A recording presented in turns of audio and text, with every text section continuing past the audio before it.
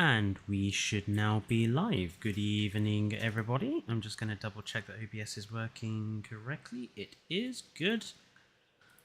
Lovely. Hello, everyone, and welcome to the usual Sunday Triclaw stream with me, Fletcher. And again, just so you know, Fallout in chat is a moderator, so do please be well behaved. And today we're going to do something a little different and a little bit in preparation for the new DLC that I can see people already chatting about in chat. Since we are going to have some new marine stuff to play with, I thought it would be a good idea to share some tips and tricks and ideas for you guys to make lagoons work in your park, because I think people struggle to make the lagoons good, and I'm kind of the lagoon pro, so it's kind of like my thing. I spend a lot of time on the lagoons and I've done a lot of videos on them, so I thought it would be a good thing to share it all with yourselves. Barga, I'm probably most excited for the Dunkleosteus. I adore the Dunkleosteus. In fact, I have a Dunkleosteus plushie. So yeah, the Dunk is definitely my favourite. So, we're going to get started in a sec. I'm just going to have a slurp of drink.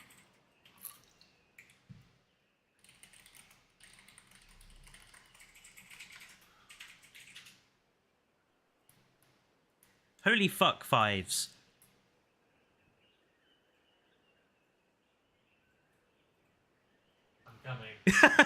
What the fuck?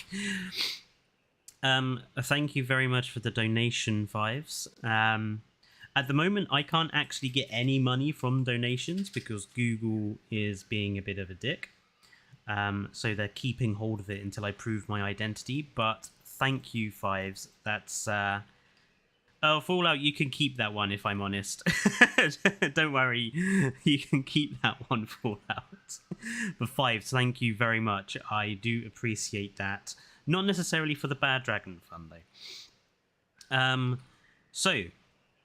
Let me just quickly, because I can see people asking me about it in chat. I will, 29, I will take a picture of the plushie and put it in the community tab after the stream. And my thoughts about the animation, since people are asking about it, it's the new one, so I'll just quickly talk about it now. I'm glad we are getting animations, obviously, but a couple of things spring instantly to mind. Number one, why wasn't this in the highlights forum post? Because it's like, of all the things in that forum post, I would have thought the animations would have been a really big thing to talk about. I have no idea what I've said. You should be able to view it. No, I can't. Oh. What? Well, you don't need to. It's fine. Just curious, Jesus. Sorry, Dane just distracted me there. So yeah, why this wasn't in the forum post confuses me. Yeah. And number two, I really hope that they're not just going to copy and paste that animation to every single aquatic. So I think we need to temper our hype a bit and wait for it to come out until we get some, I want every species to have a different social animation. I don't want any copy and pasted ones, because there's 70, 80 dinosaurs. Copy pasting those is fine, but there are less than 10 aquatics, I think 8. You should be able to make 8 unique social animations for 8 animals, easy. So I'm going to temper my hype for the present time. But yes, on to lagoons. So let's get started. First thing first, really obvious tip. Learn how the lagoons work in terms of positioning them. So obviously, everyone knows that where the arrows are on the outside of the lagoons, that is where the next piece you place down will attach. So when you're building the rest of your park, when you're building your enclosures, when you're building your lagoon areas, consider where you're positioning them in relation to the rest of your park.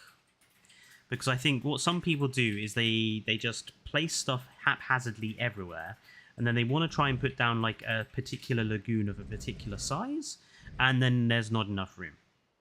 So think about how you're positioning the lagoons. And also think about if you want them to be a particular shape and at a particular angle, how you're putting them down. So here, if I want it to go straight up, obviously I can make a dead straight line, and I also know that every other structure I put down... Ah, that's interesting. Why is that not on the same axis? Has it... I've never noticed that before. Hang on. Are these lagoons not on the same axis as the normal building?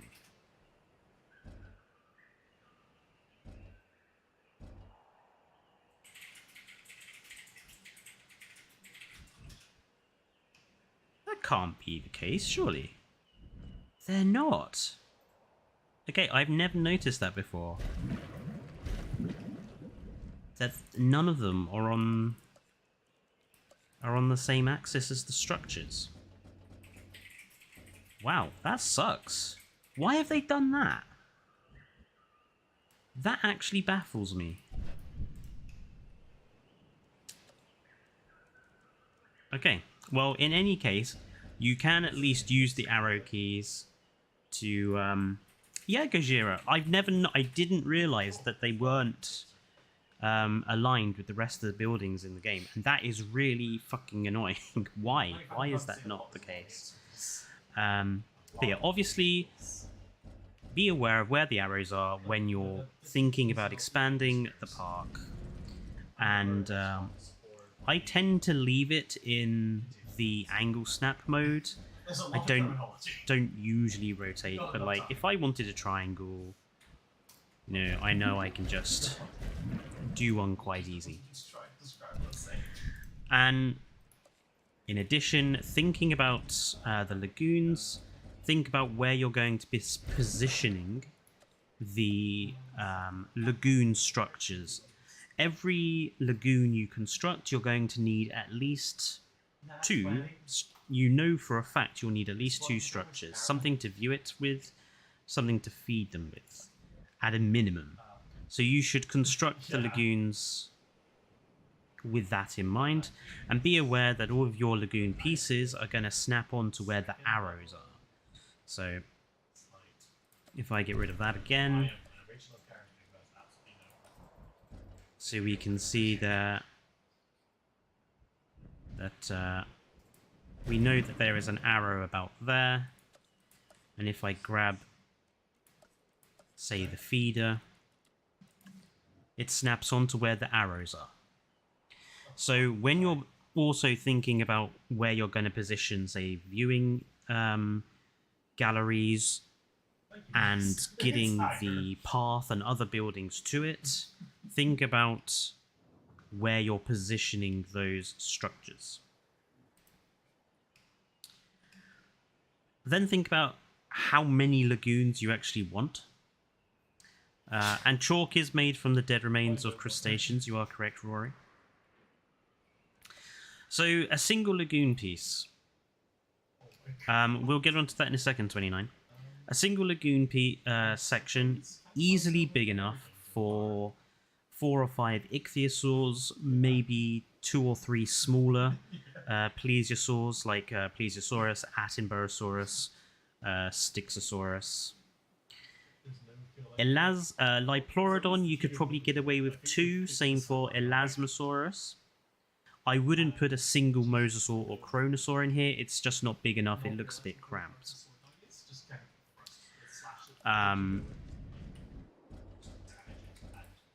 2 lagoon pieces. Again, I would say big enough for a single Kronosaurus or Mosasaurus, big enough for larger packs of the others. And I wouldn't put anything like multiple Kronosaurs or Mosasaurs in anything smaller than 3 lagoon pieces, just because you know, it gives them enough space to move around. You don't get as many trippy animations. And obviously, if we're going to want plenty of space to decorate, then you can make, you know, a real big thing of these sorts of enclosures. So, you know, don't always think that a lagoon has to be massive. You know, a single lagoon piece on its own can make a really good decorative enclosure. Let me just answer some people in chat before we get into the next thing. Quick question. How would you feel if in the next update most of the creatures that are simple filler animals were removed? Oddly enough, Barger, I'm going to do a video on what animals I would remove from the game entirely and what I would replace them with at some point. So, yeah, I'm all for removing some... I'm not for removing some animals now, because that would be a bit harsh. But I do think there are some animals that definitely could be swapped out for something better. Fun fact, Atombarosaurus is technically a pliosaur, not a plesiosaur. Is it?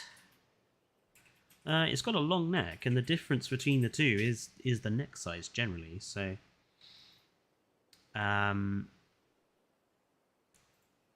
Because you can't tell me Elasmosaurus in this game isn't just a scaled up plesiosaur with a longer neck and more spikes. Well, that is basically what Elasmosaurus was, Barga, so you can't really criticize them for that.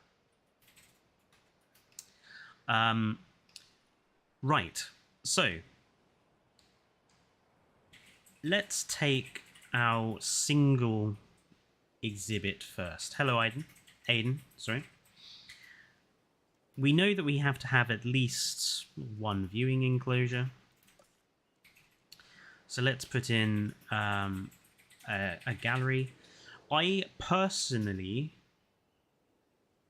would always use the lagoon viewing stand from Jurassic World. And there's a really good reason for this.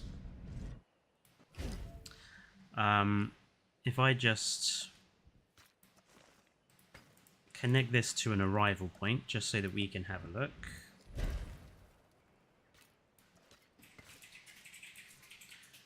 And if I lower the stand... Now, the Jurassic World Gallery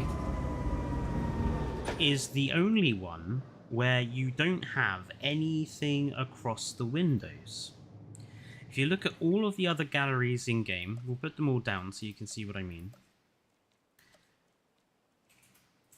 So, there's the Jurassic Park one. There is that one. And there is that one. Got to connect them all to the path.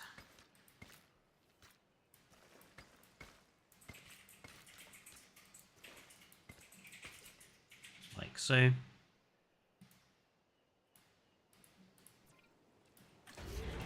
Just going to lower them all down.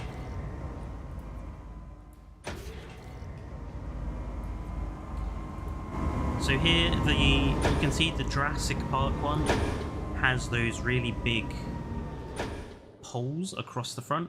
It's not too bad, but I think it's definitely kind of annoying. The DFW one sort of has these blinds and it has the vertical bars across the middle. I think the DFW one is potentially okay as well. It's just you have to deal with the fact that you have a really ugly building. But if you sort of use mods and you phase this building into another building, you could probably get away with it. And the Malta one basically has the same underground windows as the DFW one, but obviously you have this really awful again, sort of structure which you're going to have to hide because it's just not very tourist friendly. I wish we had a biosyn one with like a grassy roof like a lot of the other biosyn buildings have. I think that would look really quite nice. Now, say you've got this single lagoon section here. You've put in your viewing gallery. And for this sort of size enclosure, one gallery is enough. Think about how you're going to decorate the inside and the outside. And there are lots of different ways that you can do this. I would always try to have a gap between... Well, actually, no, I don't always try, but sometimes I do. There's lots of different styles you can go for. So let's go with one that you might have in the middle of a path section, for example. So let's put path all the way around.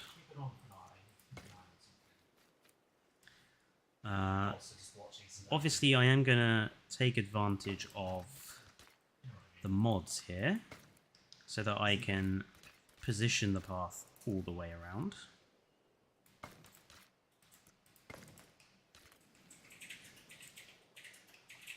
There you go. Turn the overcrowding view off.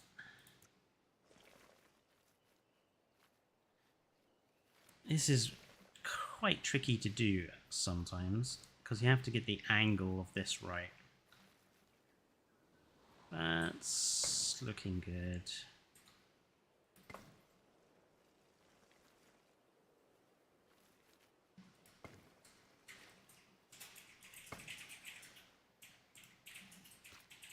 Let's do the same here.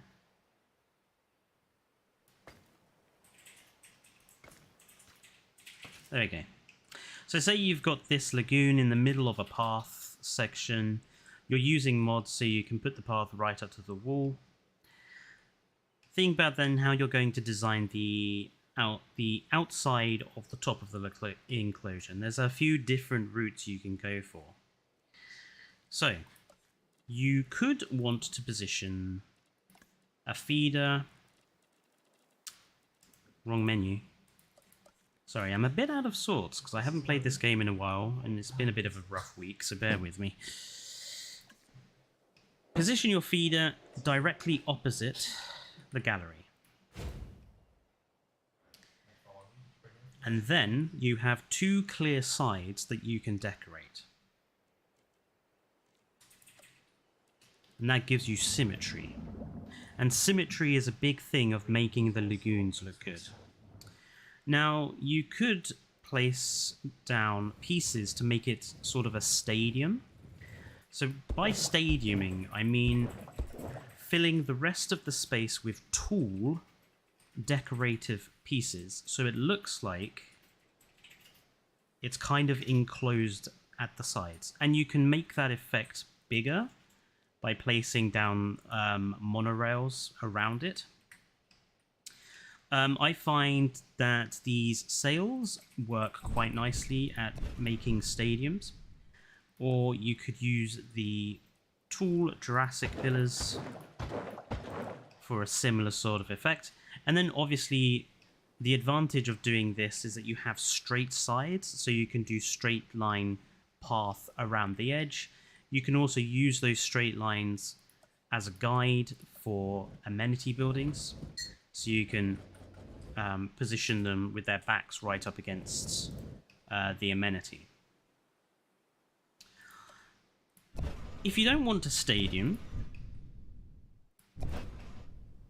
you might instead want to do something a little less heavy. Something I like to do is to position fountains directly opposite the gallery. Again, that gives them something nice to look at.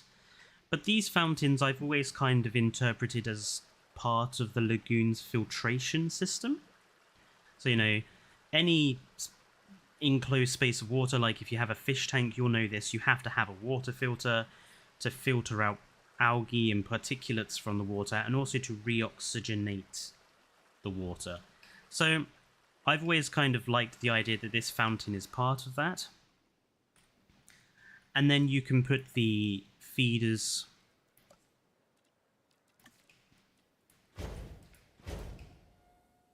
on the closest edges to the gallery.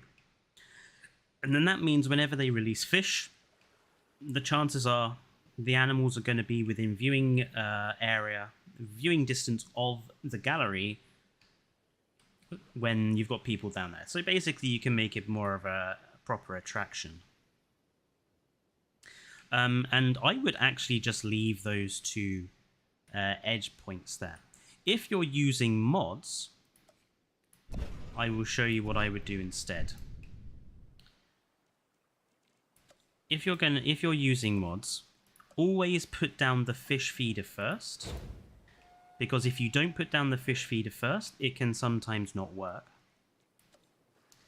And then you can use something like Move It mod to position another decoration on top. So you hide the top of the feeder, and you can have a decorative structure at the same time.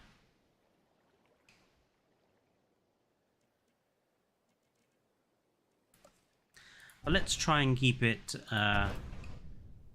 let's try and not use too many mods today. I want to make sure that this can give people hints and tips and tricks for everyone. Something to remember about the lagoon pieces, especially the ones with the trees on, is that the trees will match the default tree that comes with the planters. So if I show you the tropical planter, here you can see it has a standard palm tree in the middle. And you can see here we're on the tropical map, and the trees are the tropical palms. So if you don't necessarily want tropical palms on your trees here, think about the biome you're building in, because they will change to the biome of the map. And you might also want to think about that when you're considering the decorations on the outside of the lagoon. Because if you've got tropical trees here, then you might want to give the surrounding decoration a tropical feel as well.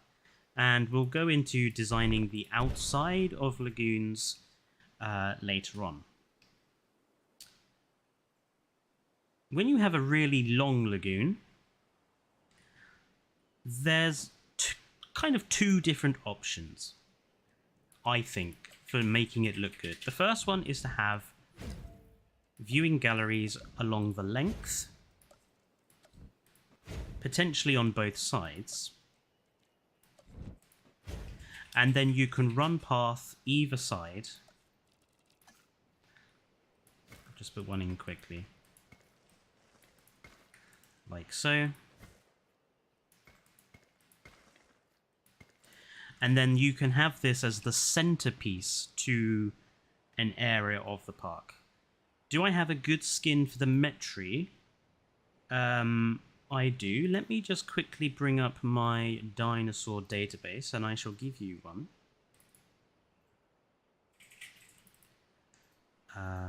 Dino database. Metriacanthosaurus.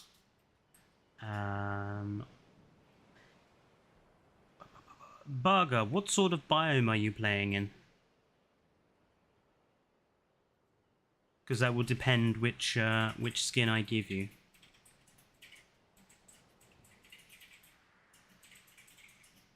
Tropical. Go for mango desert. Mangrove forest and Calcarana. It's a primarily green-based skin with red striping, red and black striping. Looks very nice.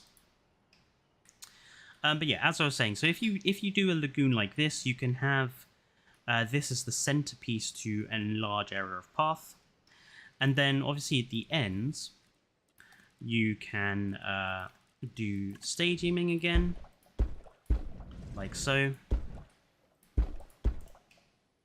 You might want to, just for symmetry's sake, remove the ones at the end so that you could put in, say, the feeders And then if you wanted to continue the sort of stadium effect, I would use monorail pieces around the ends. I kind of call this way like the Roman racetrack, because I don't know if anyone has ever seen those big oval chariot racing tracks they used to do. You can do something kind of similar with this. So the other alternative way to do a long lagoon is to have the galleries at the ends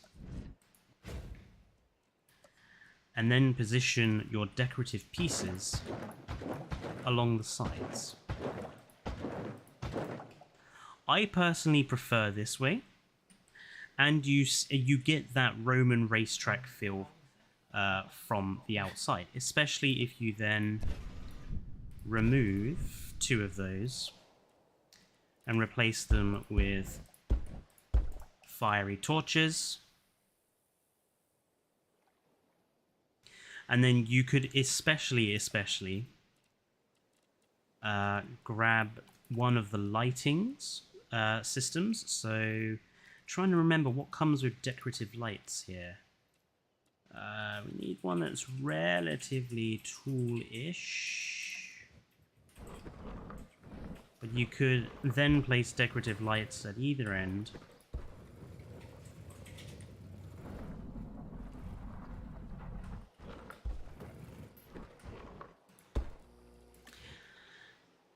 And then you could give each one a different color.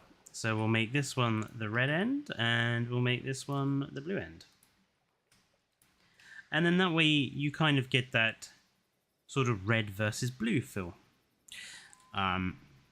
Use some imagination when designing lagoons. It's really important.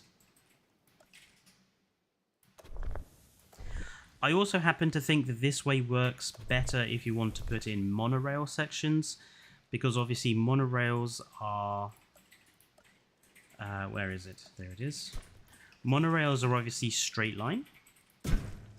So if you want to put in monorail pieces, it's easier to do this when you have straight edges and then connect them up around the ends. And that way you have a much bigger stadium effect.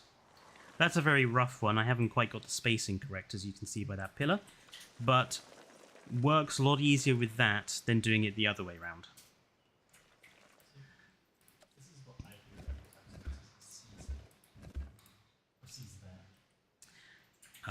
Let's just get rid of those.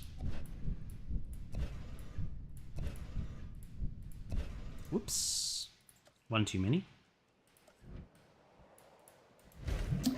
What about something that's triangular shaped? 2 seconds. I love your videos, and I was wondering, can you cover entrances to the lagoon with the monorail trick? I love making the tracks go underwater, but I can't make it look natural.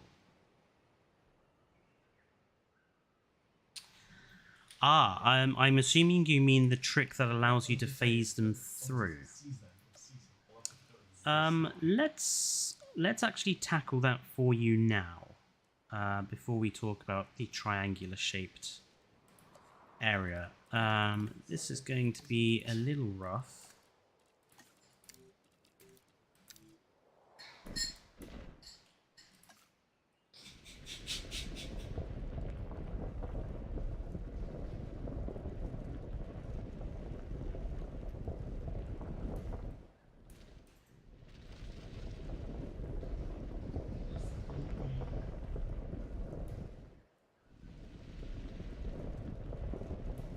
Okay, and then I think I need to go down again, don't I?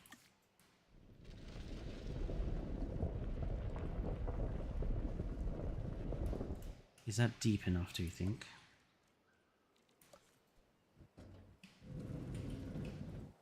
No. It's going to have to go down further. See, this monorail trick is all very well and good, but you kind of have to start with quite a deep... low amount of terrain for you to actually sort of position it on, which can be a bit challenging to get the heights for at times. Ah, stop doing that. I think that should be deep enough.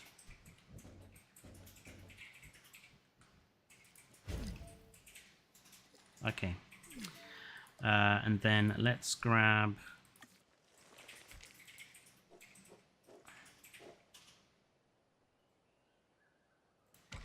God damn it.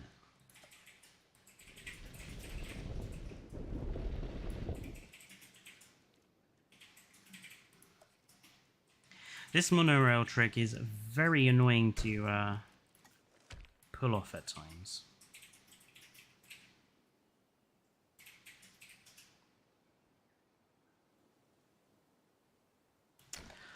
Oh, I've just remembered what I need to do.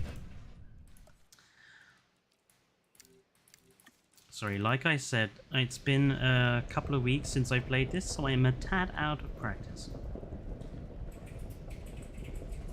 So bear with me. Okay, so there's the first one, then we put down the next one, put down the station, and then because I'm using the Move It mod, I can just drag the station.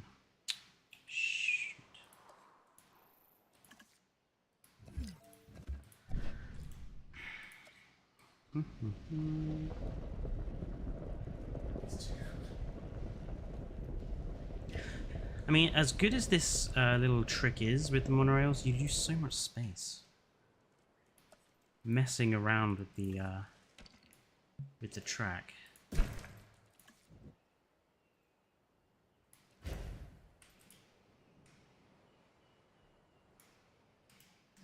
There we go. So there's our monorail, and we can see it's going going through our enclosure. So I'm assuming what you mean is how do you... Oops. Can I leave the enclosure? Thank you. How do we hide where it enters into the lagoon? Who asked the question? Mini paleontologist, do you use mods? That's the first question.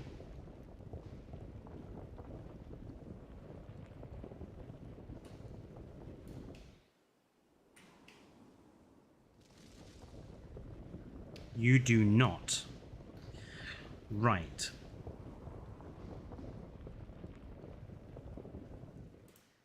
If you're not using mods, there's very limited things you can do in this case. And you're on PS4, which means you can't mix error it. I mean, the first thing you could do is use the Jurassic Park piece, which I believe you are allowed to put over the monorails. That serves as kind of like a doorway. And then what I would do after that, or even use the Jurassic Park gate. That would also work. And what I would do after that is probably build in some rocks.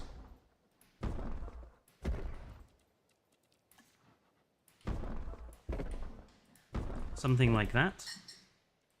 And then between those rocks, I would place in quite bushy foliage. Probably something like these big bushes, in fact. No, maybe not. Maybe some of the trees like this. Yeah, something like this.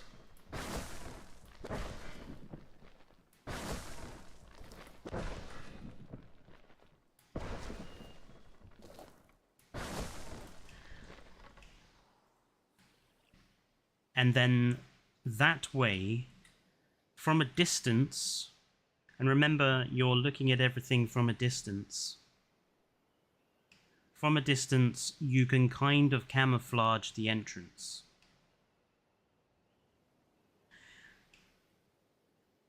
It's one of the reasons why I don't use this trick. Because there's no real way of making like a tunnel. Like we do have, I mean, I have like I actually have the tunnel piece,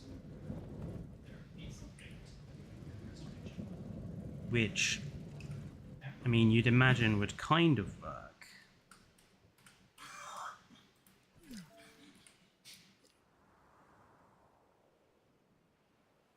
But it's obviously too big, really, to place down when it's just going to stick into the thingy. So yeah, I honestly don't think you can do it and make it look good. But that's just my thoughts on it.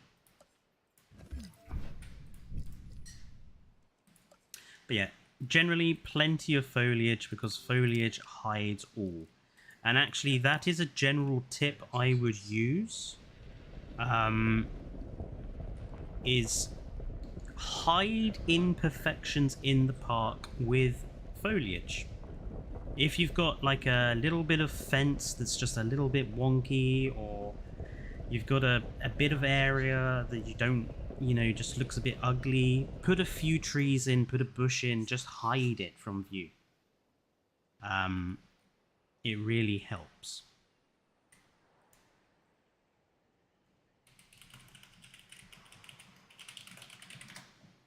Okay, so on to the question of triangular shaped enclosures then for your mosasaurs.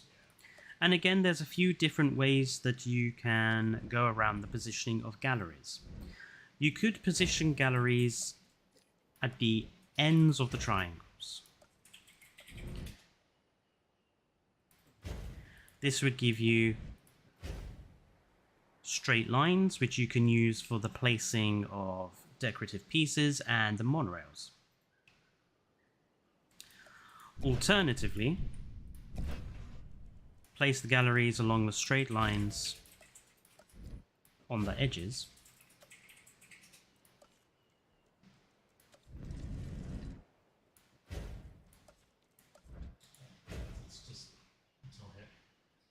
To create a viewing area. And think about where you're putting the feeding stations, especially if it's, say, for a mosasaur, because you want people to see it. If they're at this end, it's not the best place for it. I would place feeding here and here, because then both galleries get a good view. This gallery gets a much better view. Or you can just place... I hate it when that happens.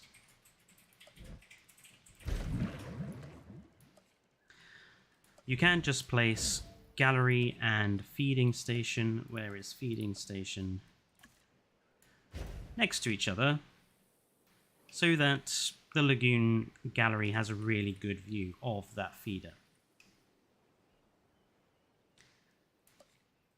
I reckon it would probably actually work better on a curve end.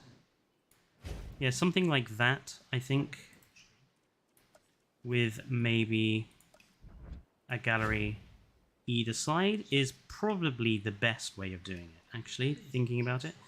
And then you could have a system like that in each corner of the triangle. Something you might think about also is making sort of a split lagoon enclosure area.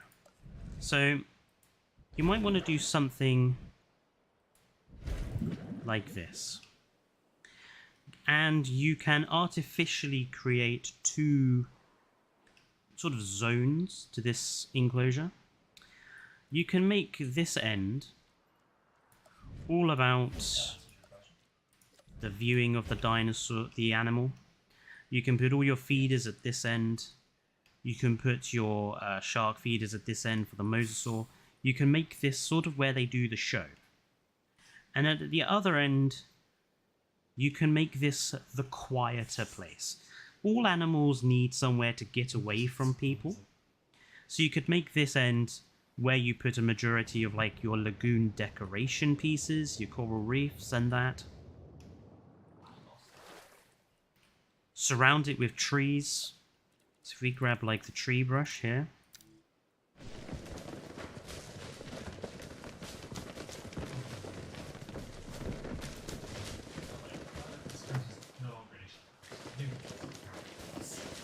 Surround the end with tree. And put plenty of tree decorations down.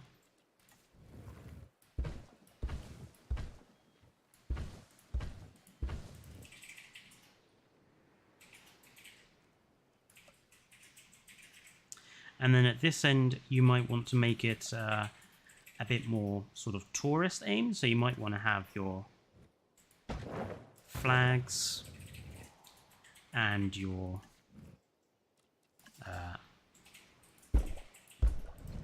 pillars, and you also might want to have your monorail sections for decoration. Again, this is all just very rough. I just want to give you some ideas.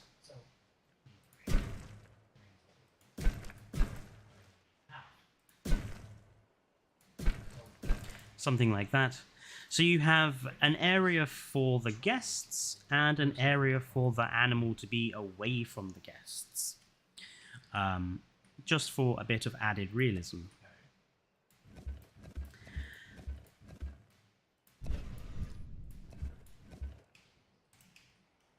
Someone also mentioned the lagoon islands, so let's just go over doing stuff like that. Let's get rid of these trees.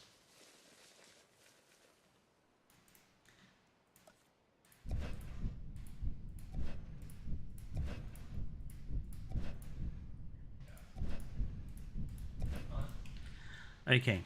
Yeah, I think that would be a thing of we have a lot of time to do this. So 1 and 2, 3, 4.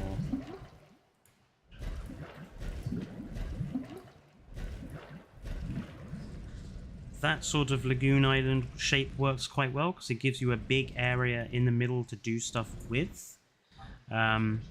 The small, I'm trying to remember what the smallest one is.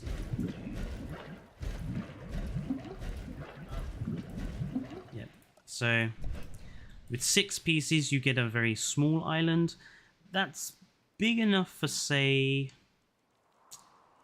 you know, one of the biosyn viewing things.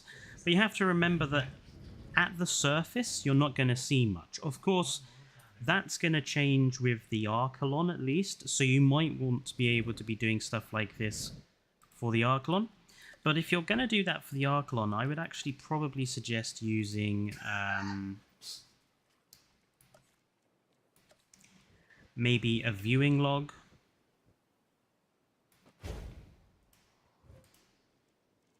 Because I bet you can get a viewing log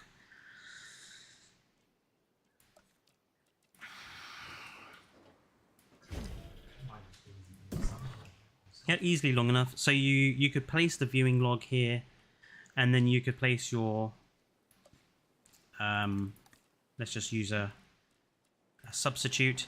You can place your Archelon rock in full view of the log so they can get a good view of the Archelons or the Nothosaurs. Is the something to check actually is how tall the viewing dome is. Yeah, so the viewing dome isn't big enough. So if you want... That being said, and I am looking forward to this when we get that new lagoon viewing dome, is I'm going to enjoy using the lagoon viewing dome above ground, because it's taller than this one. And I reckon it will work a lot better for doing enclosures with big carnivores and sauropods in, because then you can bring people up to eye level or head height with those animals. So if you're using mods and you've got free build, I reckon the lagoon dome would be sort of at the same height as the viewing log, but it would obviously give you 360 degrees of vision. So that would work very well in that position.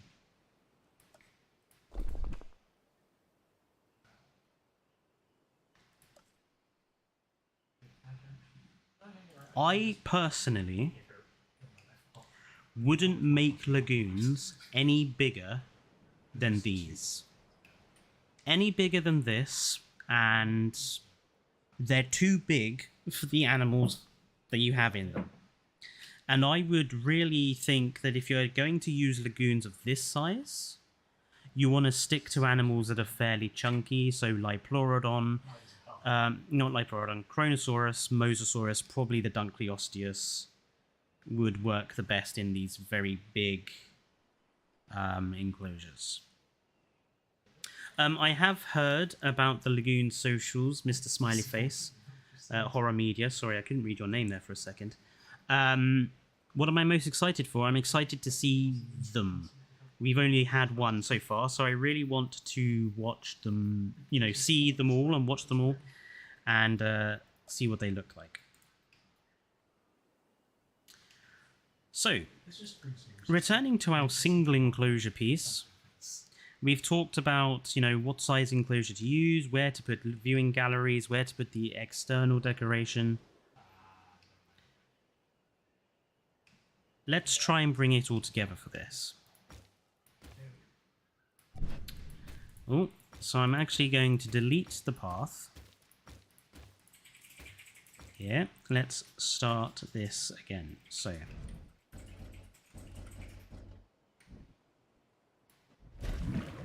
Lagoon and Lagoon viewing gallery. And what I'm going to do with this gallery is I want to hide it amongst vegetation. I don't want anyone to be able to see the lagoon until they get to the gallery. So I'm going to go across 2 and down 1. And across 2 and down 1.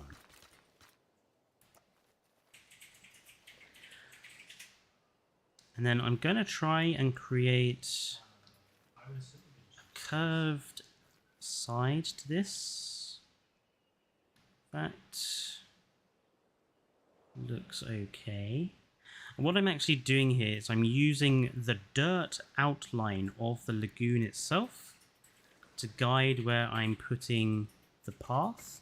You can see if I zoom in, there is a slight difference of terrain where the dirt, natural dirt color of the biome is around the edge. You can see it really clearly there. I'm using that difference to guide where I am putting the path so that I can get it relatively good all the way around. That will not do. Just gonna, whoops. Just gonna extend that out a bit because it's not quite, there you go. Just using Move It mod just to improve. So there we go.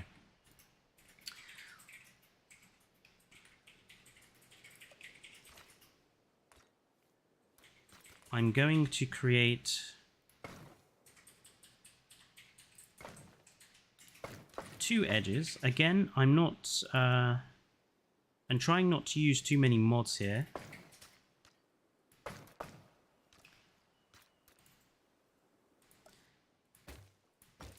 Let's redo that.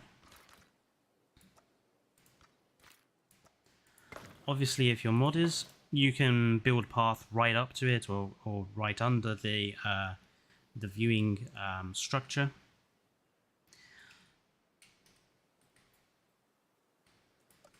And then I'm going to go down 1 and down 1. And then I'm going to change the color of the path here. That's a bit too dark still. Let's go for something much lighter. There we go. Now I want to think about the trees I'm going to put around the edge. I'm going to want to stick to quite bushy trees. I want them to be quite coverage. And what I mean by bushy trees is that things like the European trees, where they have a lot of foliage all the way up their lengths. Something like a redwood, I would consider a tall, thin tree. Really bushy trees, you know, just have really big, bushy foliage. And I think I'm going to use a combination of the European ones here.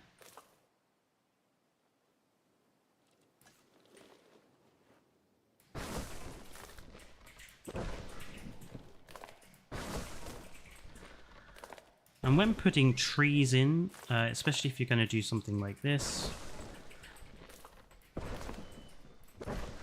think about, I kind of do one tree at a time. So let's do this type of tree now, put some of those in. Try and vary the trees that you're putting in and where you're putting them in to just break up the lines. And then I'm also going to add in a few different colors of trees to help break up that quite heavy green that we've got going on here.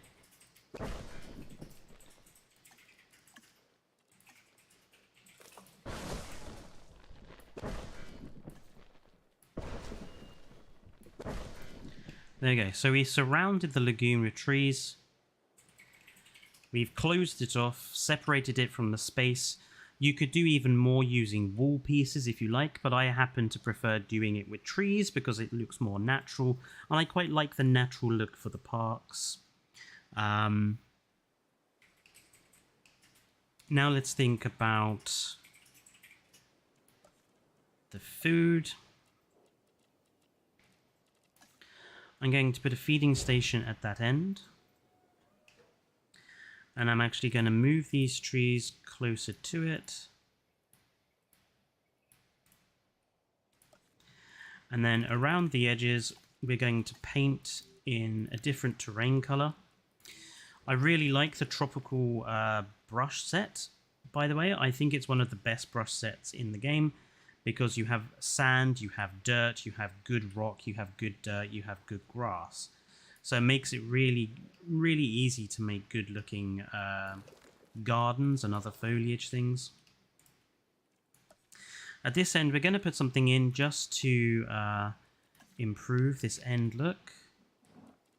So let's put in...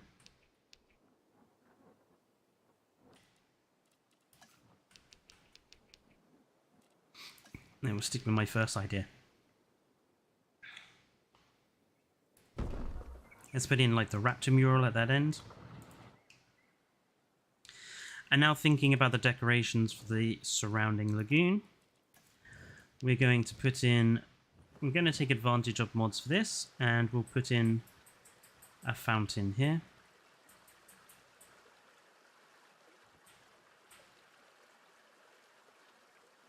Actually, no, we won't.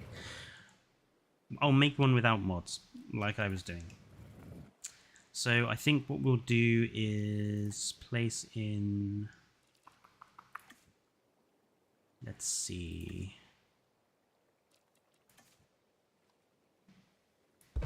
I think we'll place in trees along those two ends.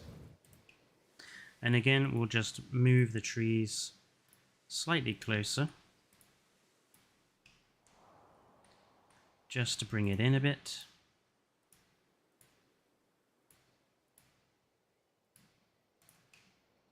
There we go.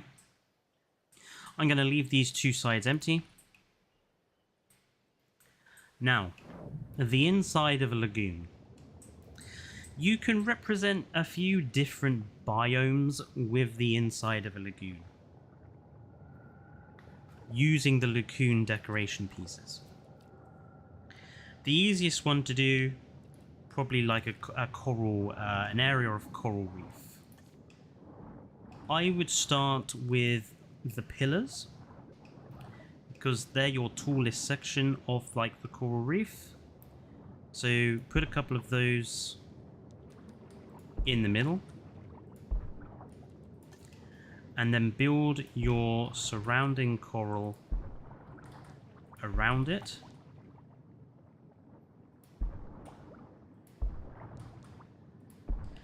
Remember to vary the type of coral piece you're using.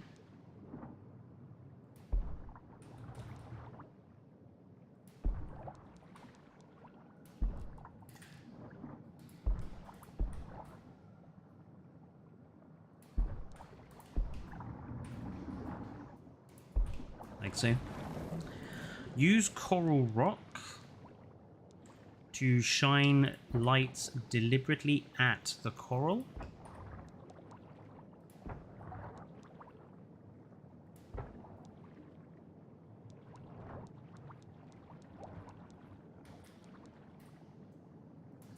In different directions.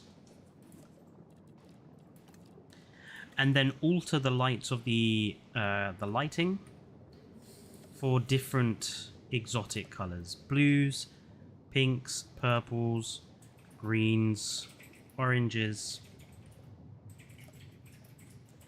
So you get the sort of bioluminescence of coral through using the lighting rigs, basically.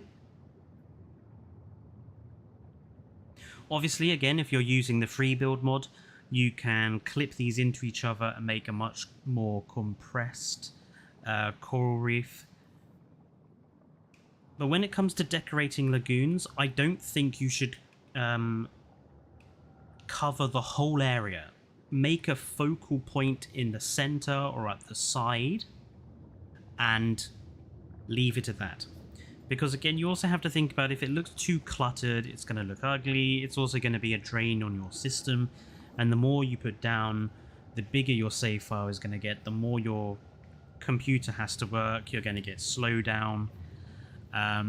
So sometimes less can be more.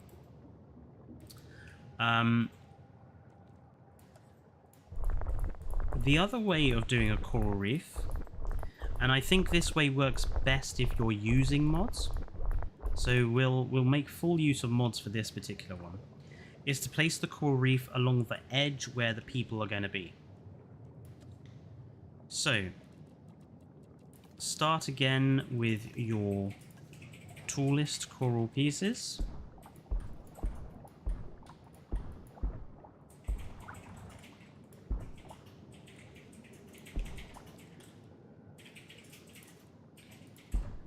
And then slowly build up the reef. Remember to mix and match the types of decoration you're using so that you don't have too many of the same.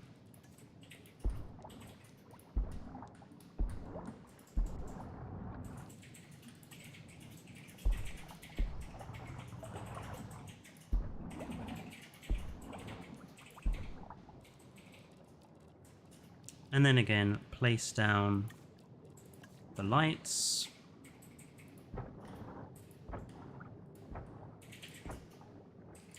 I'm going to place down a couple of the ones that are in the ground, and then I'm going to place down a couple of the ones that shine in.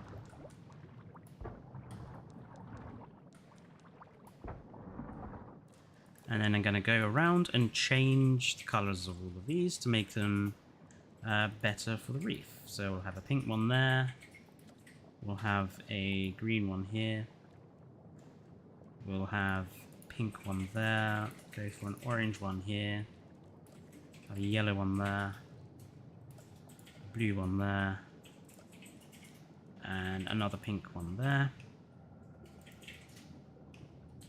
And I think this looks good as a reef, and I think if you have a look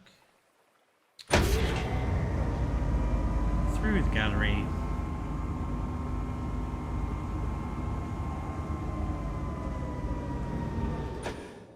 and I switch the time of day to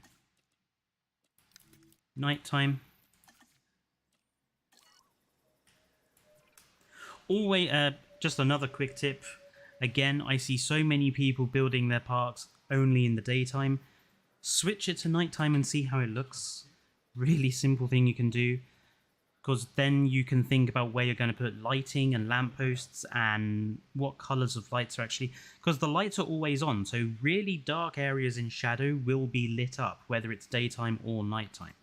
So always have a look at the park in the nighttime. And there you go, you see we can actually see the reef and the reef colours from where we are. If I extended it out a little bit more, maybe another layer, it would obviously... it would obviously look... you'd get much more view of the coral reef. But you get the sort of effect that we're going for. So that's, say, if you want to create a lagoon, a reef-based biome.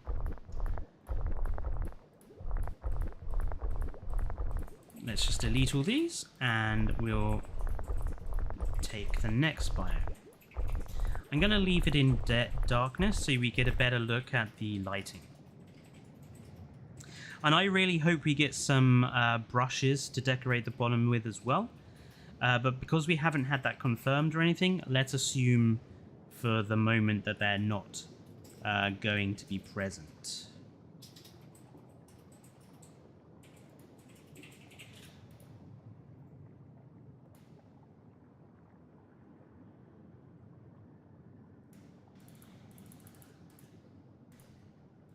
So, next type of biome, the volcanic ridge.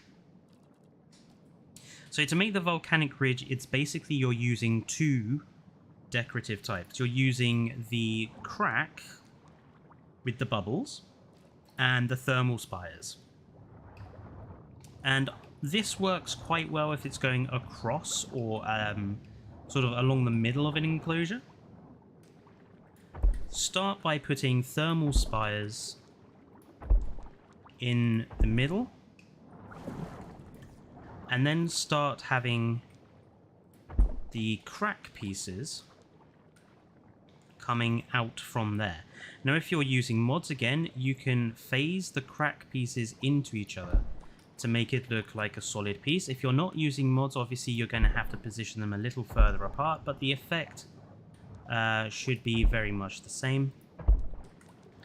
Rotate the crack pieces around just to move the crack on into a different direction. Like so. So you have a fault line basically going along the middle of your enclosure leading to the thermal stack in the middle. And again, if you're using mods, what you can do is hide the dome lighting pieces along this fault line.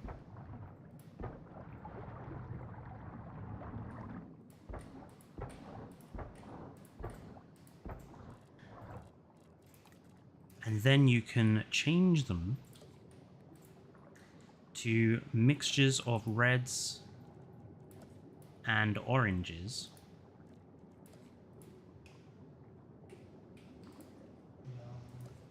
Put a yellow one in on the odd occasion as well. And it looks like you then have glowing lava through... Why did that one not work?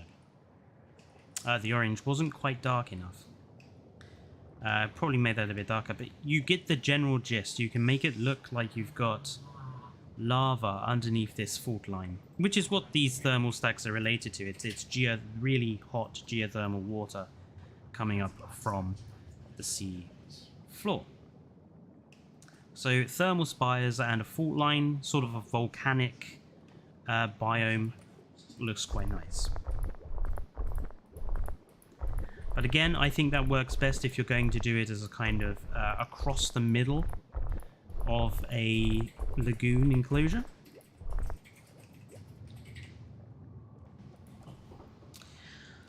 You also have the boulder field. So the boulder field makes use of just basically the rocks. And it's very simple. You just place lots of rocks in a haphazard pattern. Again, if you're using mods, you can phase them into each other.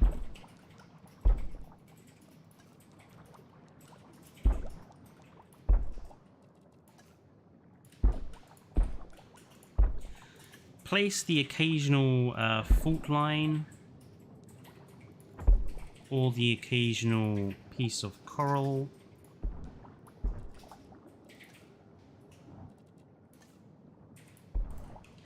But principally stick with using boulders to make like a boulder field like arrangement.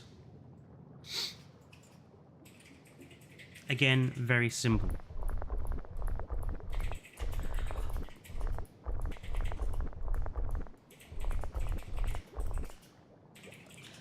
When it comes to using pieces like the ships, I quite like to position lighting and everything else around it just to make it look a bit more interesting. So position like a fault line piece behind, so you have like the bubbles rising up, and maybe even a thermal spire, like so.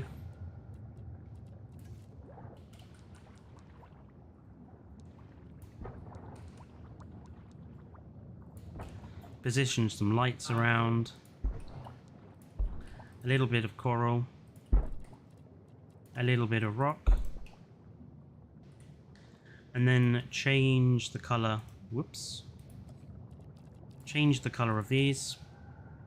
Make it look like emergency lights, which are generally blue or green or red, for that eerie sort of lighting. And then you could position 2 or 3 of these spread around an enclosure to make it look like they've been smashed apart. These are the boats from Jurassic Park 3 as well, so one of the decoration pieces that goes well with the boats.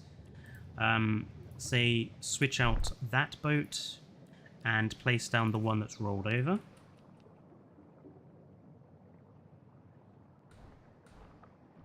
Somewhere there, for example. Yep, that looks good. And then you can place down this cage, because that's the cage that Alan Grant and co get stuck in when the Spinosaurus comes to eat them. So it makes sense you could have it like sort of having fallen off the boat as it has rolled over, which I think looks quite good.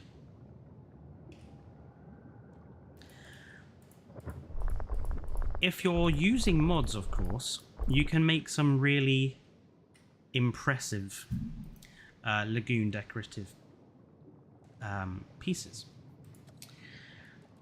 So you could use any of the decorative items that we have in game, sink them down, and turn them into lagoon decorations. So let's grab this tower, for example. I'm going to grab it. I'm gonna sink it.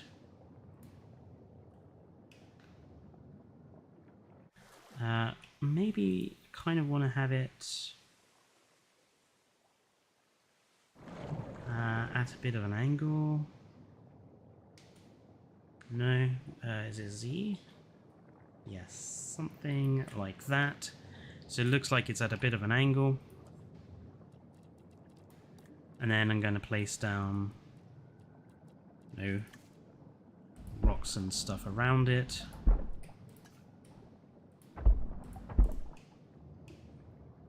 So again, with free build you can make some really crazy stuff.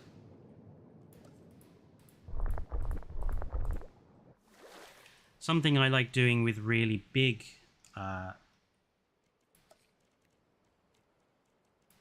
lagoons, so this sort of size, is to grab the really big buildings. Take like the innovation center, plonk it on the top, grab your building, free build, and sink it down and you have this sunken innovation center. And then obviously, again, using free build, you can cover up the edges, the palm trees you can cover up with rocks and stuff, and other decorative pieces from the lagoons. And you can end up with a really cool centerpiece to your exhibit. And it's got lots of lights on it too, which is useful. One of the problems with the lagoons themselves is that they can be very dark, so having as much light as possible inside the lagoons can be really useful.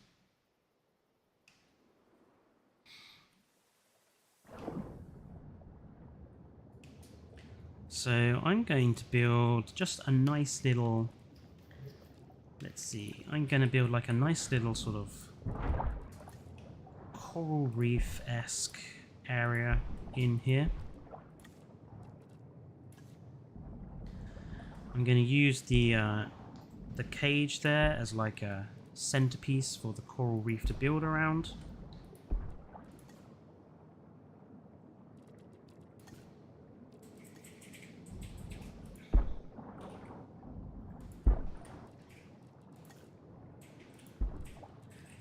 Where's the big flat one? There it is.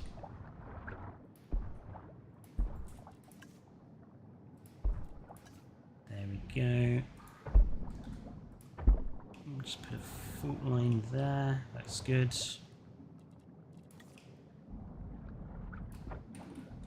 Put in some lighting around here. Let's have some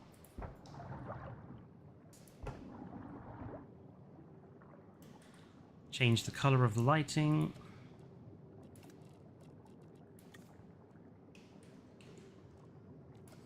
So this one we're going to have as green. We'll have this one as sort of a purple. This one is a pink. This one as like an orange. And a red. Yeah, I'm quite happy with that.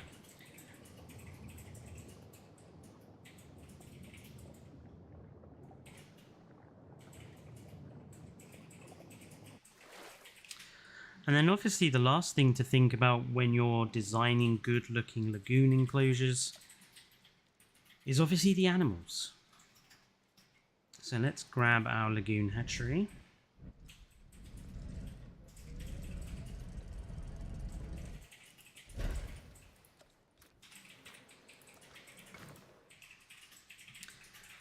So for something this size, again, something like 4 or 5 ichthyosaurs, 2 or 3 smaller plesiosaurs. I'm going to use I'm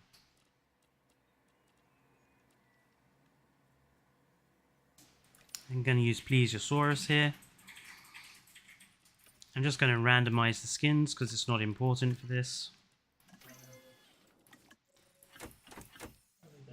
Going to grab 3, 4. I think 3. Oh, whoops, I pressed release by accident.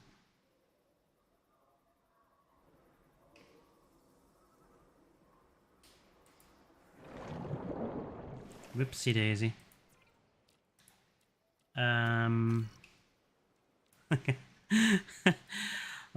You can tell I'm out of touch with the game at the moment. Releasing them without the helicopter. That's embarrassing.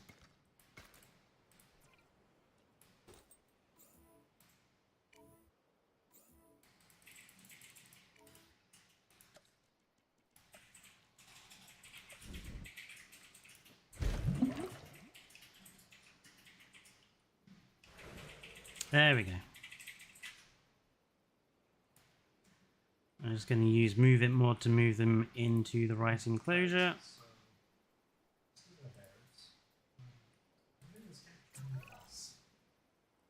Why are you not...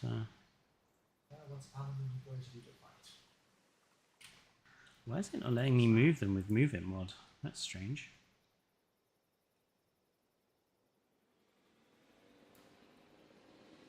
Thank you.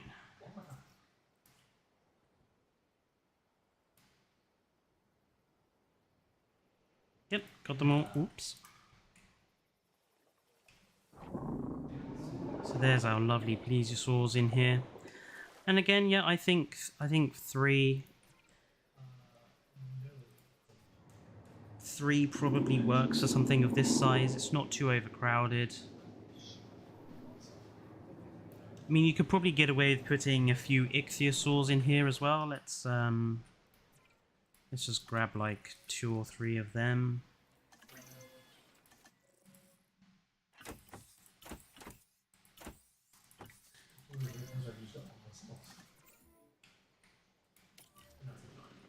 Let's fast forward.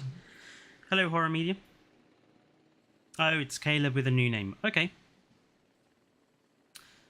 Yeah, I might make an abandoned park since the update is going to bring the destructible building stuff with it. I don't know. It seems like a lot of effort to build a park and then deliberately destroy it. I would probably use the tool more for creating like destroyed buildings inside of dinosaur enclosures so that it can be like a decorative object rather than building like a whole abandoned park by itself.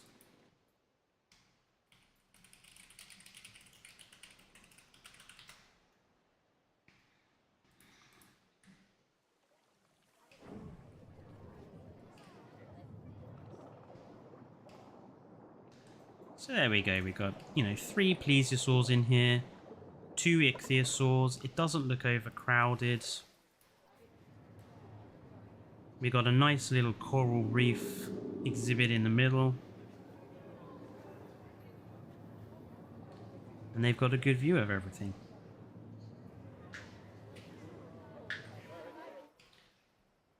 Obviously then you have to then design the outside of the lagoon. And again, I think this is something people, when they're doing enclosures in Jurassic World Evolution, do often forget about. They'll make a really nice looking sort of place for the animals, and then they just won't bother with the outside for the people. You need to consider both sections joined together. Now with something like this, we've got some natural curves here that would work really well with the curved Jurassic pieces. So I'm going to use these. We'll be a bit naughty and use the mods.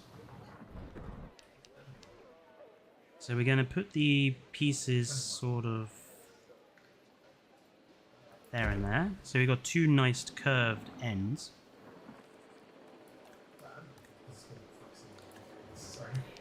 And then I want to kind of make sure there is plenty of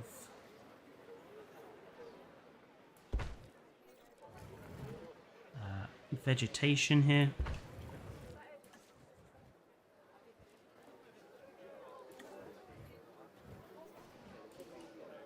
So I'm going to place down a couple of tree pieces. I'm going to change the color of the mud here to sand.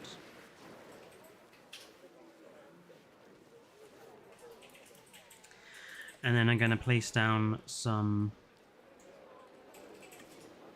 sand-loving plants. So let's see, where's the desert plants there? So I'm going to stick in an aloe vera, a couple of cacti.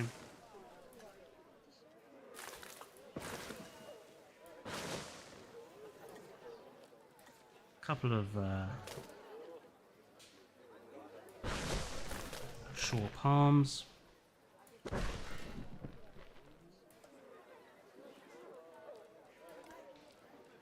And then I'm going to drop in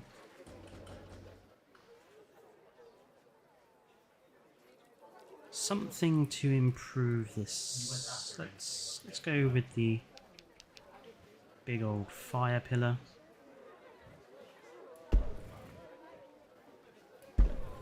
There and there.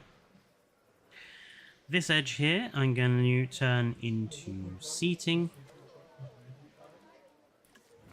I'm going to place down a rock feature here and here just to sort of separate the area.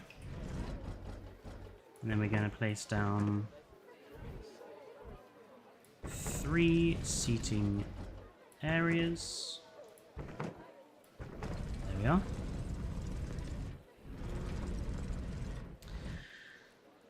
And then here, we want to give it something that, you know, says lagoon.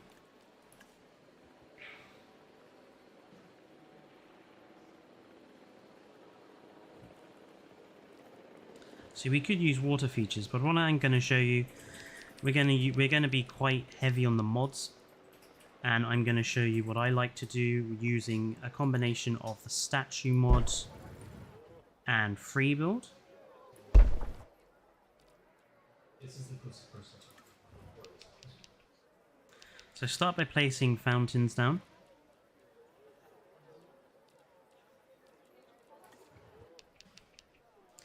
And then in the middle of the fountains, place some biosyn pillars. And then on top of the pillars, mount your creature. So plesiosaur, where is it?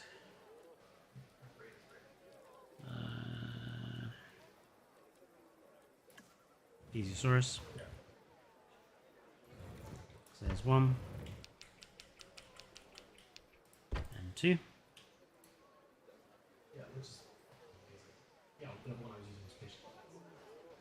But yeah, it's engaged. This one, you know, we don't actually need the biosyn pillars for. The biosyn pillars work really well as like a stand for the ones that don't have stands. I just forgot these ones already have them. So we can place 1 there and 1 there. Excellent. We have like the water cascading down them. And then what I would normally do is change the color of this to sort of like a blue. To give some sort of a nice decorative aspect.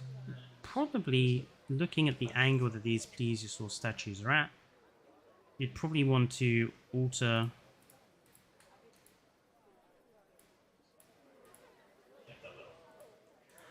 the angle slightly so they're a bit more level. Whoops.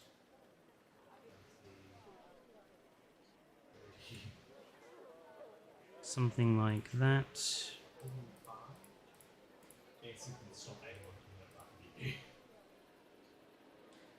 And same for this one.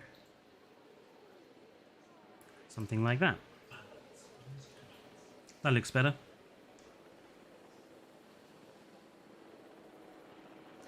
And then of course you can also place down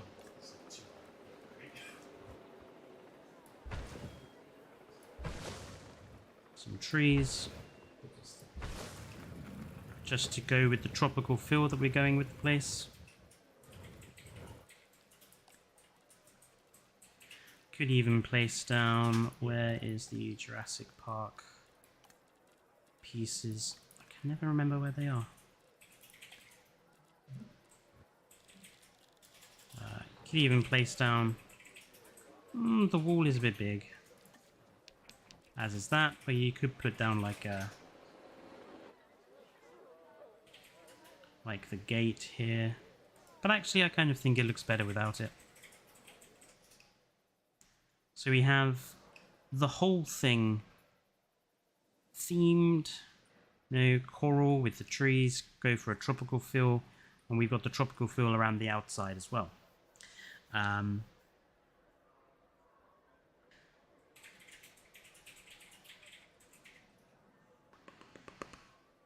Fletcher, my game is crashing every time I place a plant.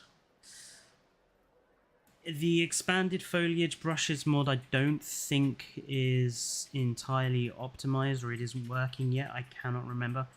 But I would basically remove the expanded foliage brush and see if that fixes it, Barger. So yeah, one fully sort of constructed area around the lagoon. Let's do... One of the straight line ones. So let's make a stadium. Roman racetrack. I like making Roman racetracks. So we're going to place down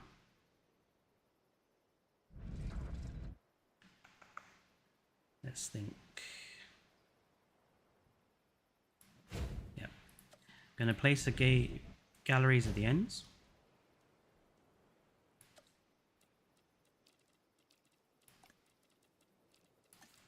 I'm going to place the flags either end.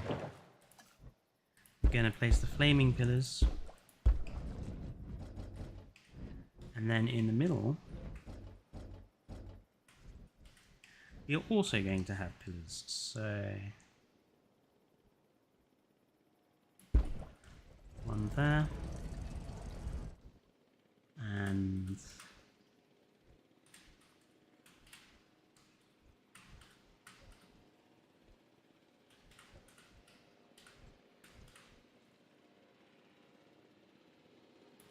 there. Same thing here. So one there and one there.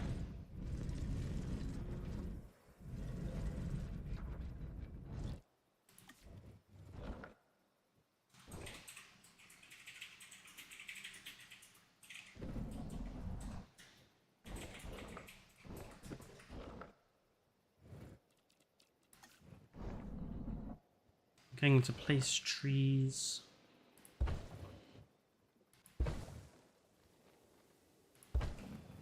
along the middle.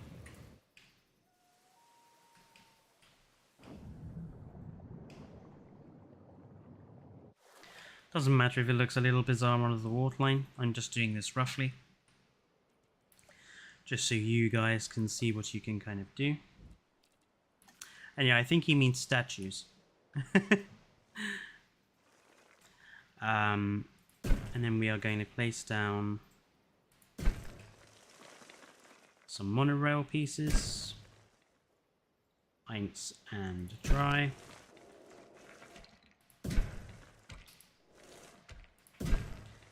There we go, that's pretty much perfect. I'm going to place down another set.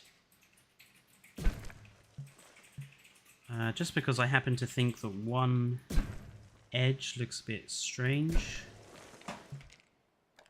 whereas I think two really helps.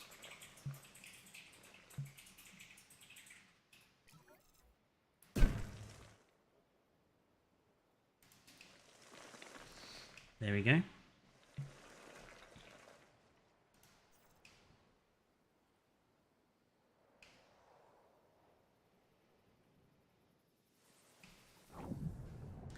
And then along the middle, underneath, we'll have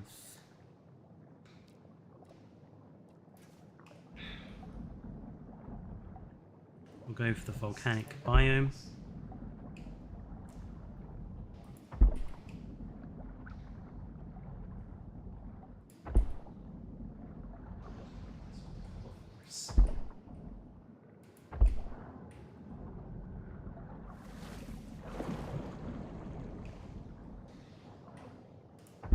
One, two, let's turn it. 3, 4, 5. Let's turn it again. 6, 7, 8.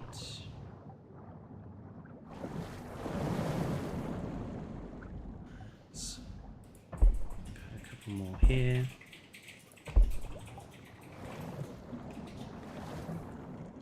Place another couple here.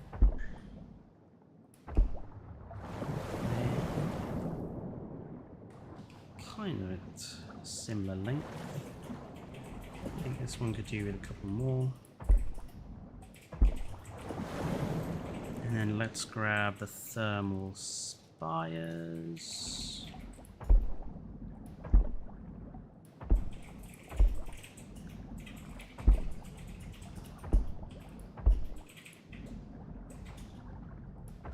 I'm going to place in the Indorex skeleton here, just for a little bit of extra decoration.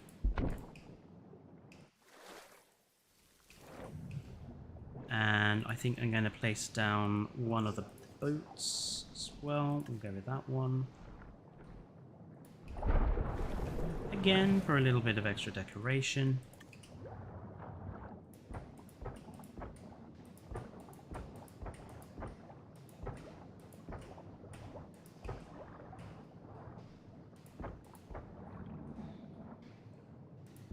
I'll continue the thermal spire lighting. And then I really hate the fact that the camera just... That new camera they put in a few updates ago is really horrible. Hello, Niram. Niram, welcome to the stream. I hope you're doing okay. Okay, yellow, orange, orange, orange, red, red, orange, orange. Let's go yellow. Let's go red, red, orange, orange. Red, red, red, red, red, yellow, orange, and orange in the middle. So there's our volcanic rift line going through the middle of this enclosure. And for this one, I really like the Styx. I think Styxosaurus is one of the best of the new aquatic animals because you do have that bioluminescence.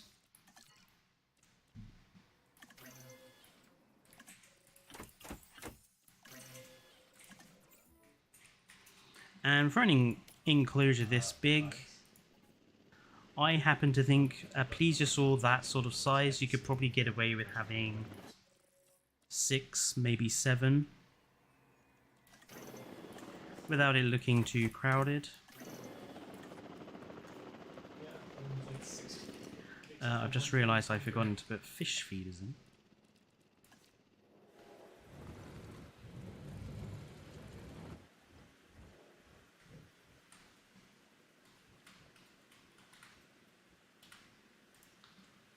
Just going to get rid of that one.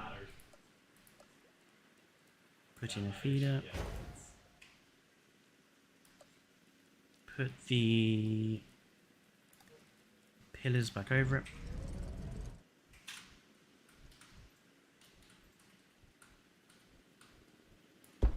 There we are. And same thing here, remove the one on the other side. So again, we've got that symmetry. And put in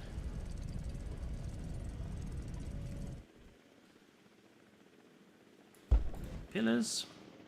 Whack this onto fast forward and have a drink.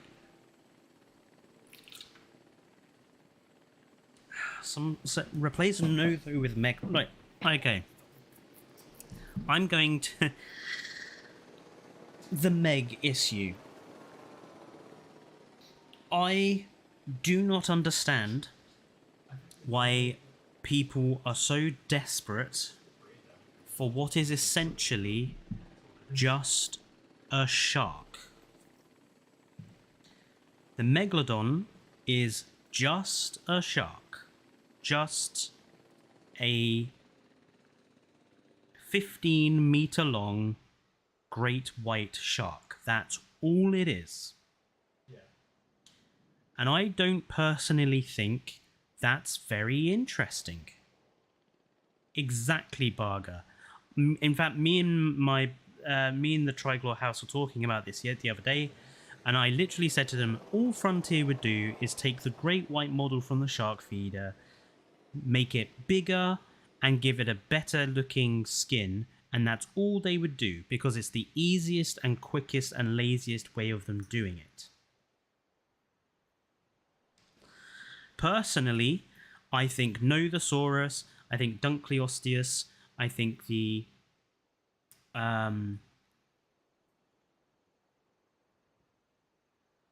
Shinosaurus, and I think the Archelon are much more interesting, much more unique, and much more needed.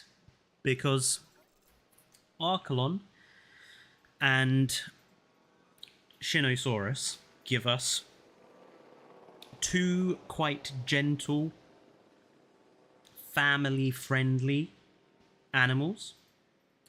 The Nothosaurus and Archelon give us two amphibious, will come out onto dry land animals.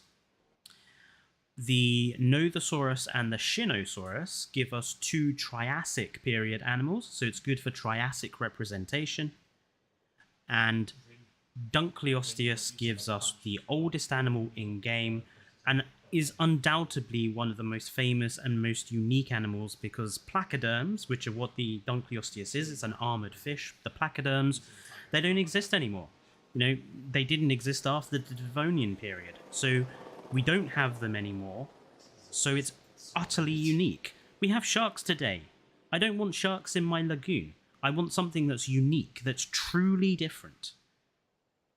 So Dunkleosteus for me is much, much, much more interesting than Meg, personally. But there we go. There is our wonderful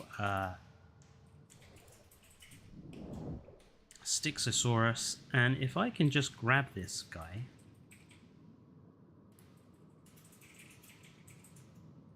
Where is he?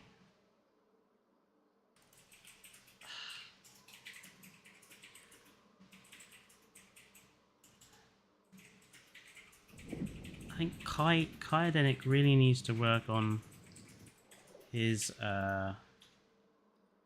the Move It mod, because as much as I like the Move It mod, it can be quite a pain in the ass to use at times.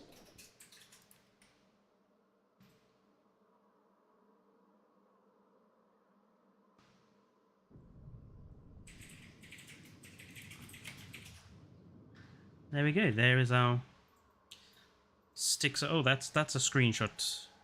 That's got to be a screenshot right there. There's our lovely Styxosaurus warming himself up around the thermal vents. That looks really nice. Happy with that. I don't think we have any of the other bioluminescent colours in here, do we? Is there any? Oh, we've only had the first. We only had the first three. Let's go and grab the others. I love the Styxosaurus. I think it's one of the best additions they've additioned. Let's put these guys in.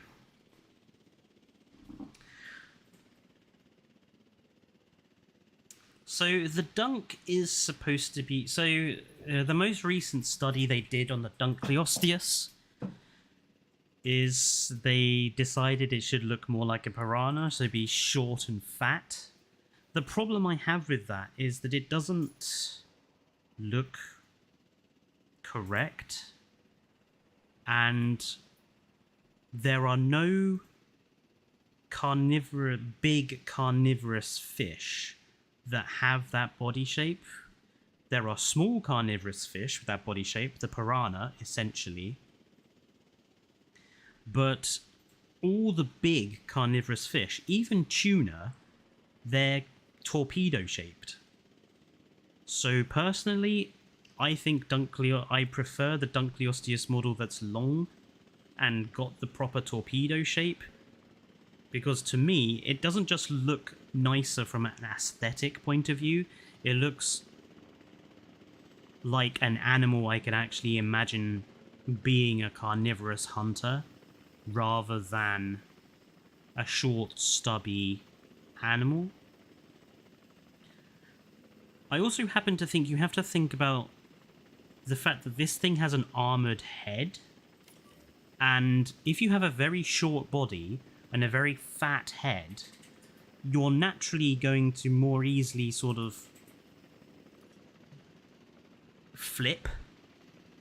Whereas if you have a very long body and an armoured head at one end, your tail and everything kind of counterweights you better. It's like it's the same principle as the T-Rex. T-Rex has a very big head, but is very long body-wise, has a long tail, and so the animal is perfectly balanced. And I think you have that same situation in the water.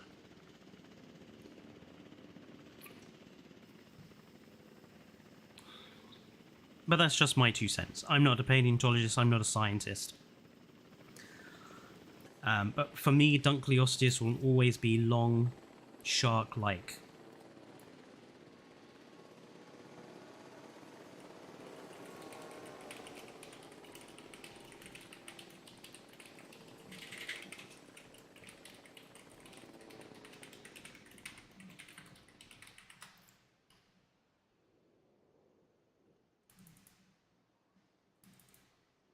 Yes, the corpse is still human enough.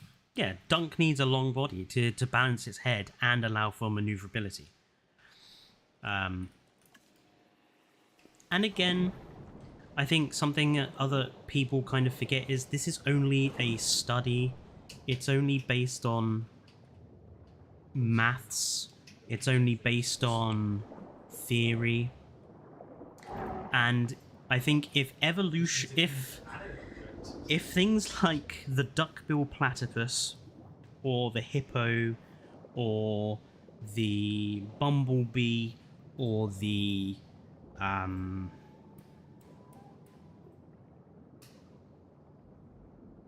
ferret or the zebra or the pelican, I think if all those animals have shown us anything, it's that evolution doesn't necessarily work in a way that fits the mathematical perfection of some study. You know, you can't show a duckbill platypus to somebody and ask them to explain why it looks like that. How did that look like that from the perspective of, well, we've done this study looking at all the other animals and we think mathematically that it would look like this. You can't do that. Evolution doesn't work like that. You can only ever make estimates. And Goldfish Dunk looks fucking stupid. It just looks stupid. Give me my Shark Dunk any day. But that is my rant over. I really hate Goldfish Dunk. It's my rant over.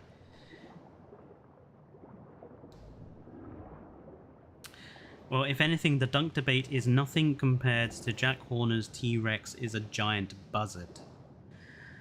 Jack Horner has a lot to answer for, frankly. Absolutely despise that whole T-Rex argument that he started. Can you try a coral reef that covers the entire lagoon floor? So if you're going to want something that covers the entire lagoon floor, I mean, straight away 42 ostriches. I would never suggest that you do that, because it will look untidy, it will look messy, you will require a lot of the pieces, and you have to think about the piece count of your park. I would never cover the whole of the bottom of a lagoon with decorative pieces. If you're insistent of doing it, I would only ever do it in lagoons that are one-sized lagoon section, because you don't have that much room to cover up. I would also try to ensure you have plenty of bigger decorations between. So you see I've got the cage there. I would put like a boat there, maybe a boat here. I'd put down like another cage or two here. And maybe another one there. And then that gives you less sort of area you have to build in. And I would also use these big round coral pieces primarily because they are, you know, the biggest ones we've got. They can form your outer edge of coral. Use taller, smaller ones in the middle. And then I would sort of fill up the gaps with rocks and other coral pieces. Mix and match. Maybe put a couple of thermal vents in.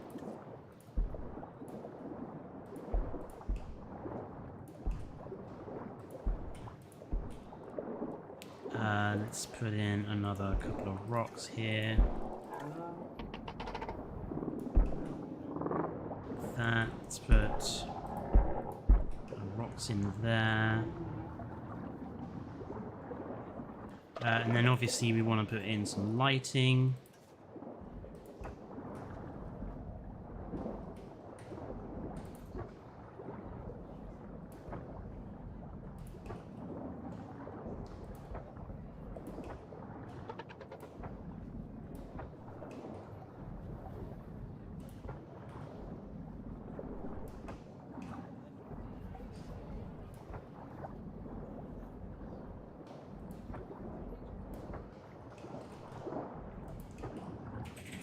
Let's put another one in there. Let's change the color of the rocks. I mean, I seriously hope that we are going to get some more lagoon decorations. And I personally, I don't necessarily kind of want archways or stuff, although I think archways would look good. But I would just like some decorations that are large. Like some really big ones, like a sunken boat, like a sunken submarine or airplane or something. Something that's very big, because then that natural lagoon on the Malta map, we can kind of use it a bit easier. Because at the moment we've got the decoration pieces we have are so small that, you know, we end up with a lot of empty space, really. There we go. That's completely covered it. It looks quite good, but again, I think it looks messy. I think it's too much. I think you can't really do it with every lagoon because you're going to use too many pieces. You're going to get too much slowdown. Yeah, like a sunken yacht or something would be good. But yeah, if you're insistent 42 ostriches, I would place down lots of big pieces, the cages, the boats. Use taller, smaller, rocky coral stuff in the center, and then use the flatter, larger coral stuff around the edges to fill in the gaps, basically, and make sure you place plenty of lighting around to improve.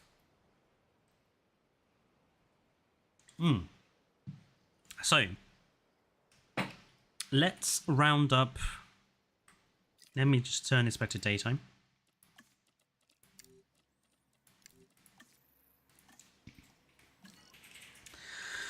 Let's round up all the tips and tricks. So number one, when you're building lagoons and your parks, think about how you're going to place the lagoon in respect to the rest of the park. If you're having a big lagoon, you should probably build the lagoon first and build the park around it. Number two, think about how big the lagoon actually needs to be. Like I say, if you can get away with using a single lagoon piece because you're only having a few of the animals, that's fine. Don't stick too many animals inside a small enclosure, but at the same time, don't build a massive enclosure and put one mosasaurus in it, because there's no point. Number two, or number three even, think about how you're positioning at the two main structures, that being the viewing gallery and the feeding platform, whichever one you're using. Think about how guests are going to see the mosasaurus jumping out to grab the shark, for example, or think about where the fish is going to be coming out in respect to the viewing gallery. Try and aim for symmetry, because symmetry makes the lagoons look very good. Think about tip number 4, the decoration around the lagoon. Use decorative pieces that kind of match the theme. For example, we've just put a coral reef in here, so tropical trees works quite well. For the volcanic biome we put in here, the tall pillars and the fiery obelisks make perfect sense. think about stadiuming your lagoons. So using monorail pieces, using tall decorative pieces to create edges, to create a nice little effect. In fact, where's that triangular? Like, this is my favorite one to do. I call it the Kraken. Let's grab standard gallery. Let's put them at this end.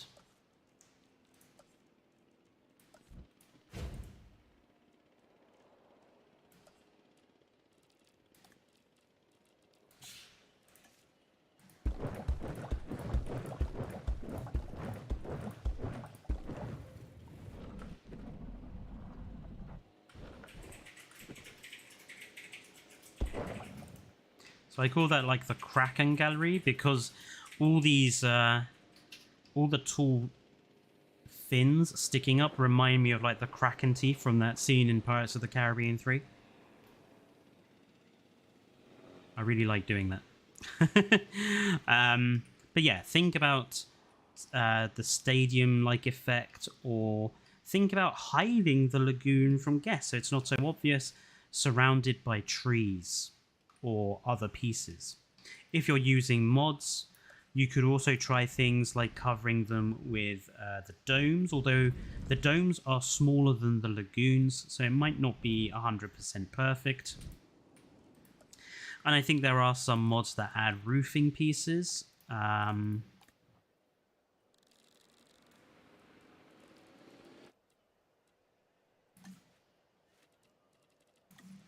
you go. So this particular mod adds a roofing piece. You get the gist. It's not perfectly centered. That's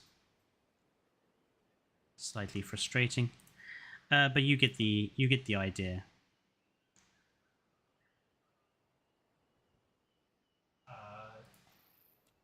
So I was just going to respond. First, it was stupid. Second one is capping. Like that. So think about designing the rest of the lagoon to sort of make most of the fact that you're putting the feature in. Like that. Tip number 6. Think about the biome that you want for the lagoon, whether you want it sort of a volcanic feel with the fissure lines and the thermal spires, whether you want something like a coral reef, whether you want something like a boulder field, whether you want some sunken ships in there. Think about what sort of biome you want for your lagoon. And obviously number 7, think about what animals you're placing in there. What sort of biome is going to go with those animals. I think Styxosaurus works very well with coral reef or with volcanic, because obviously it's bioluminescent skins. Something like Mosasaurus or Kronosaurus I think works very well with like the sunken ships for obvious reasons. Something like ichthyosaurs and plesiosaurs, coral reefs and rock fields are their sort of natural habitat, so they would work very well with those particular animals. Any other tips that I've gone through today? Yeah, don't build lagoons much bigger than this, because any bigger than this, they're too big, you're just wasting space. I mean, something you could do is something like this, where you have like a walk-in lagoon. Actually, I quite like that. Or don't forget to also remove the centerpiece and make use of that. And obviously, once we have those wonderful new Archelon and Nothosaurus, consider placing, you know, the log tree, all the other viewing systems around where the Archelon rocks are going to be, because then they get a good view of the Archelon on the surface and underneath the surface. So in the last 5 minutes, I'm going to focus on chat so I can answer some questions. Let's let's swim along. Let's go and swim along with Styxosaurus. There we go. So, horror media. Fletcher, do you think Frontier could be hiding something like kelp brushes from us? Possibly. I mean, I'm really surprised that the presence of social animations, like the video we saw posted on their Twitter today, I'm really surprised that wasn't in the forum highlights post, because I would consider that more important than changes to challenge mode, personally. So I think it is indeed possible they're hiding some things from us. However, again, I would warn people to just temper their hype. Don't get too carried away. Frontier have also shown that they can be a bit blind to the fan base and what should be obvious. So it's possible, but let's wait and see what happens. Will you be doing a video with exhibit builds for the new swimmers when the DLC comes out? So I don't really do exhibit builds as a standalone video. Evo does that a lot, and I don't want to be accused of copying her. What I will be doing is definitely making a brand new lagoon animal park. I made a lagoon animal park many months ago on the San Diego map, and given that we have you know, all the new aquatics coming, I think it's a perfect opportunity to make a brand new aquatics only park. So that will be a thing I do once the DLC drops. What do you think fits better with coral, Archelon or Shawnee? I think Archelon, definitely. And I think Novasaurus probably would work better with a boulder field. If there is a Cenozoic pack, would you prefer Basilosaurus or Leviathan? Basilosaurus easily, Gojira. Leviathan is just kind of basically a sperm whale, just kind of a bit smaller. Whereas Basilosaurus, being one of the earliest whales with that serpentine shape, is quite a lot more unique in terms of paleontology.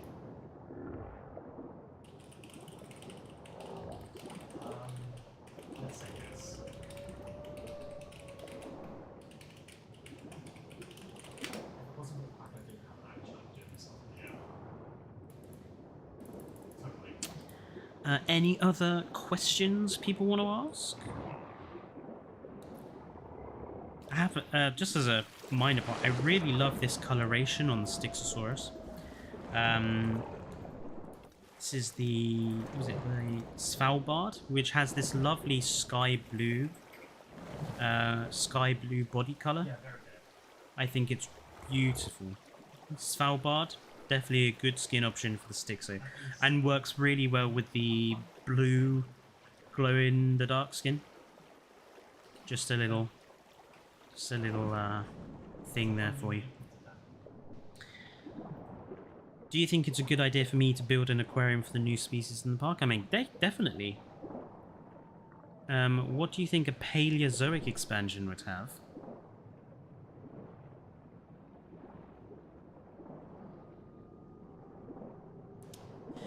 I would want it to have at least something like Glyptodon or one of the other giant armadillo-like animals. I think they're really cool and really unique. Do you think Frontier will introduce a riverboat tour in the game's lifespan? I would be very surprised if they do, mini paleontologist. I think there would be too many things engine and coding wise that they would have to edit for them to be bothered to do that now. I mean, I would like to point out that we have only just gotten animations for the social animations for the aquatics, let alone them interacting with a boat, let alone them programming this water to be, you know, to have buoyancy and to have everything that a boat would require to look good. So, and it's not just like the boat itself, it's also like, is it going to be able to pass into multiple enclosures? Is it going to be just in one enclosure? There's so much that a boat tour would require. I just don't think it's likely at this point in time. I will answer one more question.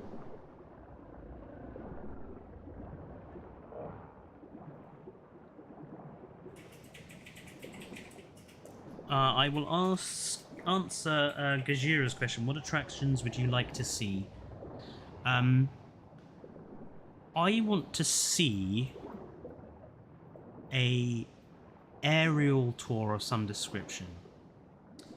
Whether it's a balloon like it was in Jurassic Park Operation Genesis, or whether it's a helicopter ride, or I think a really cool one might be like a blimp, like an airship with like a Jurassic Park or Jurassic World skin on the outside that goes around the park. The primary reason for that, I think, is we have plenty of like enclosure specific galleries, like the viewing galleries. We have plenty of sort of in enclosure galleries, like the viewing tower, the viewing log, and the viewing dome. And we have lots of tour rides, the gyrospheres and the tour truck. But we have nothing to view for visitors to view the park from above. So I think a hot air balloon or a blimp or a helicopter, something like that, would make for a really interesting attraction. That's my personal wish. I also think a bigger viewing tower with like 360-degree viewing around the viewing tower would be a good one to have. And something like a walk-in aquarium gallery where, you know, you're not getting into a stadium and going down on hydraulics. You're just walking straight in, and there are the windows like you have in most aquariums. I think that would also be a really good one to have for the lagoons, because the stadiums annoy me because they don't go up and down on their own. So you either always have them down, which makes them look really weird, or you always have them up, in which case no one would see what's going on inside. I already know that it doesn't, Barger. The zipline caps out at a set length. Yeah, or a shark tunnel. That would be equally as good. Well, I hope I've given people plenty of ideas and tips and tricks for making their lagoons better when the new lagoon animals come out on August the 10th. If you haven't gone and watched my thoughts on the DLC, it might be a little bit out of date now since we've gotten some news on the social animations, but I did post that video up there this week. The ranking the maps video will come. It will probably come next week. I didn't have a chance to do it this week because of the DLC being announced and some other problems that have been going on. So that will come next week. And I will also try to get another video out next week, so you have 2 in a week. But yeah, I want to thank everyone for joining in. I want to thank Fives personally for that really generous donation. Thank you for that. And I want to thank everyone who has been here. Gajira, Horror Media, Barger has been here, Mini Paleontologist, ECATS, 42 Ostriches. I want to thank Neron. Fallout was also here as moderator. See if I've missed anyone. I think there's sure there's a few names I'm missing here. Finley was also here. But yeah, if I've missed anyone, thank you for tuning in today. I hope to see you in the next video. Hope to see you in the next stream. Help us get to that 2,000 sub target. Share us to your friends if you like what you see. Stay safe. Enjoy the rest of your night. And I will see you next time. Until then, bye-bye.